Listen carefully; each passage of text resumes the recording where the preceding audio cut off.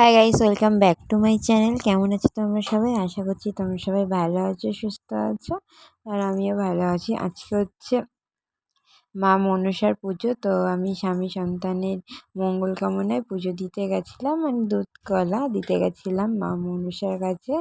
তো দিয়ে ভাবছিলাম একটু অঞ্জলি দেবো, কিন্তু পারলাম না। মামামের খুব ঘুম পেয়েছে, কাজ ছিল, এই জন্য তাড়াতাড়ি নিয়ে দেখো চলে যাচ্ছি বাড়ি। তো বাড়ি এসে একটু ব্রেস্ট মিল্ক খেয়ে মামা আবার খেলু করতে শুরু করে দিয়েছে, দুষ্টুমি করতে শুরু করে দিয়েছে। প্রচণ্ড দুষ্টুমি করে এখন, প্রচণ্ড। তো দেখো মাম্মাম দেখো কি করছে।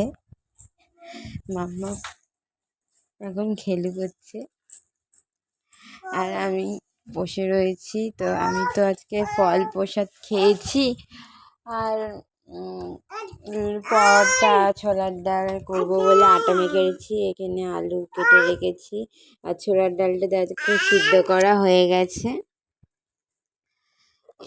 আর মাম্মামকে পাশে বসিয়েছিলাম, তারপরে মানে রান্না করছিলাম, কিন্তু অবস্থাটা দেখো।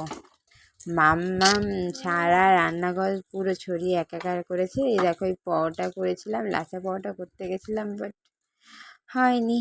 তো যাই হোক, এমনি পরোটাই হয়ে গেছে। মানে শুধু ময়দা দিলে হয়তো হতো, আমি আটা ময়দা দুটো মিলিয়ে করেছি, সেই জন্য। আর ছোলার ডাল, আর আমার হাজব্যান্ড এসেছিলো, ওর জন্য আবার আলাদা করে ভাত, আলু সিদ্ধ, ডাল সিদ্ধ, মানে আমারটা হয়ে যাওয়ার পরে ওরটা করেছিলাম। ভাত, আলু সিদ্ধ, ডিম সিদ্ধ, ঘি, ডাল সিদ্ধ, মানে সব একবারেই দিয়ে দিয়েছিলাম। আলু সিদ্ধ, ডাল সিদ্ধ, ঘি, মানে বেশি আর ঝামেলা করিনি। তো আমি খাওয়া হয়ে যাওয়ার পরে ওকে খেতে দিয়েছি। আমার খাবার পুরো আলাদা, আর ওর খাবার পুরো আলাদা। ও বলছে শুধু দুপুরবেলা ভাত খাবে, রাত্রে পরোটা ছোলার ডালই খাবে। আবার তাহলে ও সব কিছু আবার মুছে টুছে আবার করতে হবে। আর মাম্মাম দেখো, রাত্রের বেলা আমি যে পরোটা করতে গেছি, একদম পাপার কাছে থাকবে না, কান্নাকাটি করে এসছে। উনি রুটি বেলবে, ওই দেখো লেচি নিয়ে আটা নিয়ে উনি করছে।